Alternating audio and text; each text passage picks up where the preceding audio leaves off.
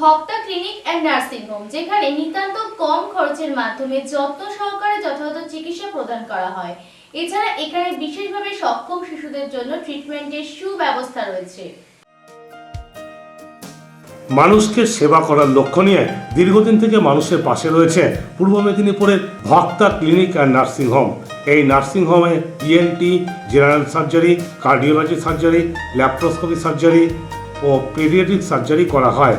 প্রথমে আমি আপনার কাছ থেকে জেনে নেব, Bhakta clinic and nursing home প্রথম কবে থেকে যাত্রা শুরু করেছে?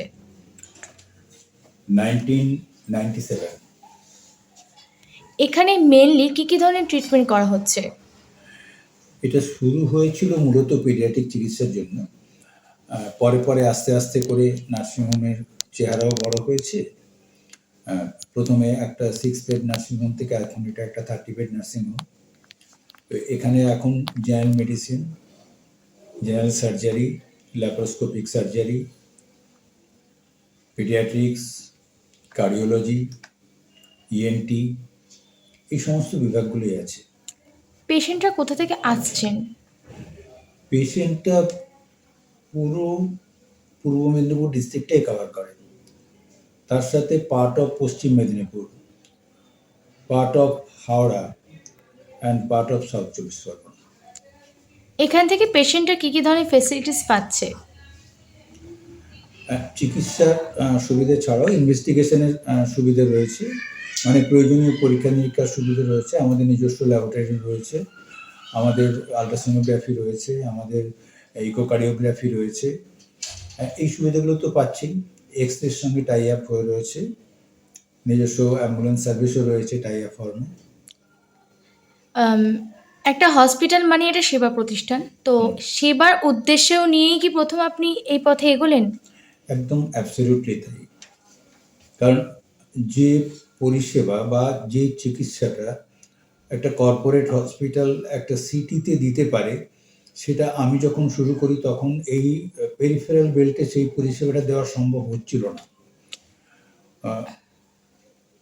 সেটাকে এখানে অ্যাভেলেবল করার জন্যেই কিন্তু মূলত এই পরিষেবাটা মানুষের কাছে পৌঁছে দেওয়ার জন্যই এখানে এই কাজটা আমার শুরু করা। ইন ফিউচারে কি পরিকল্পনা রয়েছে?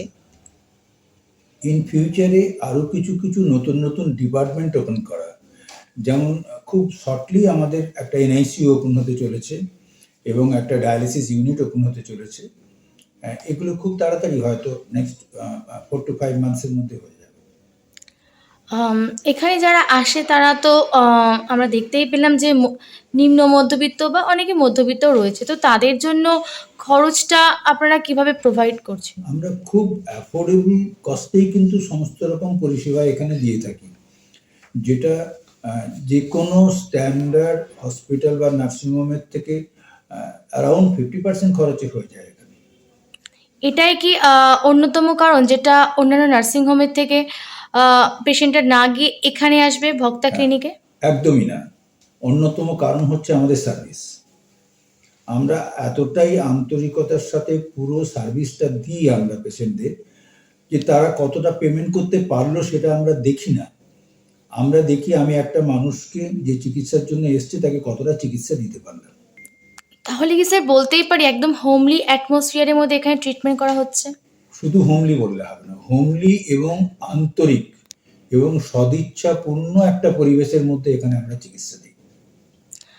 আজকে আমরা এখানে এসে দেখলাম যে স্পেশাল চাইল্ডের জন্য একটা ক্যাম্প রয়েছে, তো এর উদ্দেশ্য কি? এটা ক্যাম্প নয় ম্যাডাম, এটা স্পেশাল চাইল্ডদের একটা ট্রিটমেন্ট ইউনিট। এটাকে বলে চাইল্ড ডেভেলপমেন্ট সেন্টার। এরকম ধরনের কোনো চিকিৎসার ব্যবস্থা পেরিফেরাল হেলথ সেন্টারগুলোতে বা পেরিফেরিতে ছিল না।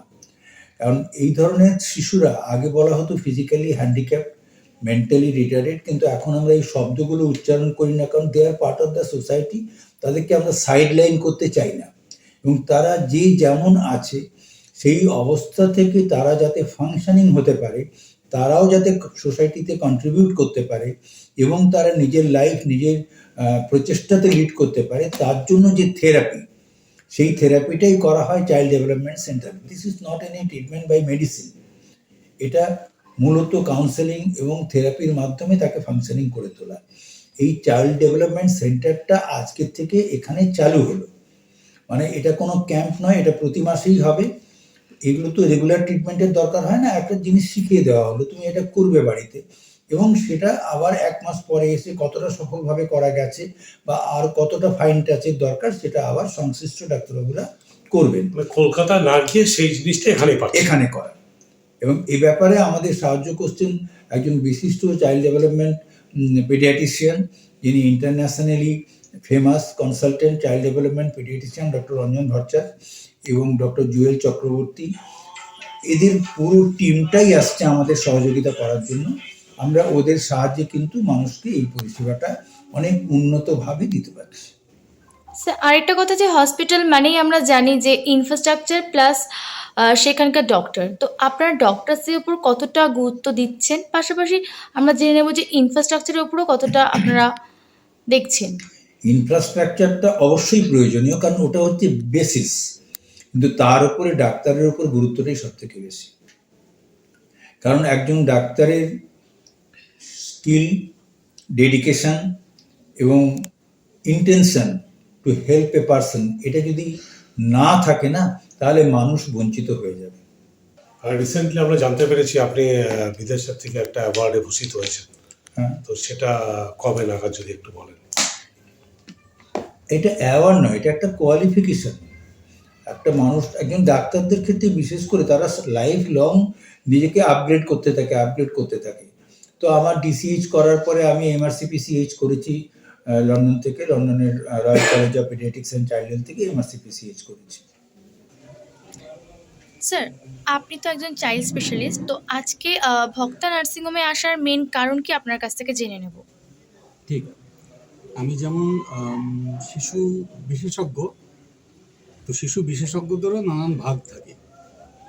যেমন কেউ বাচ্চাদের হার্টের ডাক্তার, কেউ বাচ্চাদের ব্রেনের ডাক্তার, কেউ বাচ্চাদের পেটের doctor, paediatric gastroenterologist, paediatric rheumatologist. সেরকমভাবেই বাচ্চাদের বিকাশের একটা ডাক্তার হয়, তাদের বলা হয় ডেভেলপমেন্টাল পিডিয়াট্রিশিয়ান। ডেভেলপমেন্টাল পিডিয়াট্রিক্স বলতে কাকে বোঝায়? এই যে ধরুন, যে ধরনের বাচ্চারা বৈকলাঙ্গতার শিকার, নানান ধরনের তো বৈকলাঙ্গতা হয়, হাঁটতে পারে না, চলতে পারে না, বলতে পারে না, খেলতে পারে না, পড়তে পারে না। বাচ্চাদের এই ধরনের সমস্যার সুচারু সমাধান সম্ভব। বৈজ্ঞানিকভাবে কাজ করলে সেই যে সুচারু সমাধান, সেটা আমরা কলকাতা শহরে অ্যাপোলো মাল্টি স্পেশালিটি হসপিটাল কলকাতার শিশু বিকাশ কেন্দ্র চাইল্ড ডেভেলপমেন্ট সেন্টারে আজ 20 বছর ধরে দিয়ে আসছি, এবং আমাদের প্রায় 30,000 বাচ্চা অলরেডি সুস্থ স্বাভাবিক জীবনে ফিরে গেছে। এই যে জিনিসটা হয়েছে সেটা তো পশ্চিমবঙ্গের গ্রামে গঞ্জেও যাওয়া দরকার।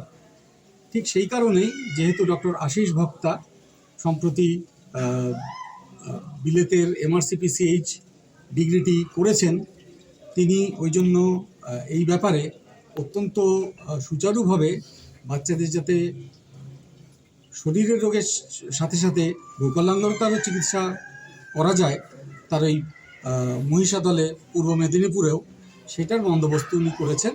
সেইটাতেই আমরা হাতে হাত বাড়িয়ে কাজটা করবার জন্য এখানে আজকে আমরা এসেছি। এক কথায় এই নার্সিংহোমে অত্যন্ত যত্ন সহকারে আন্তরিকতার সঙ্গে সমস্ত রকম পরিষেবা দেওয়া হয়। পাশাপাশি এখানে স্পেশাল চাইল্ডদের জন্য থেরাপি ট্রিটমেন্টের সুবিধা রয়েছে, যার মাধ্যমে তারা সহজেই স্বাভাবিক জীবনে ফিরে আসতে পারেন। ইন্ডিয়ান প্রাইম টাইম, পূর্ব মেদিনীপুর।